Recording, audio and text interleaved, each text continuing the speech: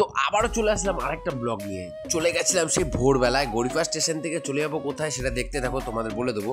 স্টেশনে ট্রেন ধরে পৌঁছে যাই ব্যান্ডেল থেকে কিছু টিফিন করে সবাই মিলে উঠে যাই আমাদের ব্ল্যাক ডায়মন্ড ট্রেন, যেটা চলে যাবে দুর্গাপুর। তো সবাই আমরা বেরিয়ে যাই কাজের জন্য, যেতে হবে ক্যাটারিংয়ে। সেটা হচ্ছে কোথায়? দুর্গাপুর। তা দেখতেই পাচ্ছ সেখানে ছিল চক্রবর্তী ক্যাটারের হয়ে আমরা শুভ অন্নপ্রাশনের কাজে গেছিলাম ক্যাটারিংয়ে। তো ছিল ওয়াটার পার্ক, খুব সুন্দর একটা জায়গায় আমাদের ক্যাটারিংটা পড়েছিল। ছিল সুইমিং পুল, মনে হচ্ছে ওগুলো স্নান করিনি। আমি একটু দার্জিলিংয়ের সফর নিতে শুরু করলাম, কেননা এখানে ট্রেন ছিল। তো সেখানে গিয়ে ভেতরে দেখি অলরেডি সব কিছু রেডি ছিল চক্রবর্তী ক্যাটারের পানের স্টল, আরও কত রকমের স্টল ছিল।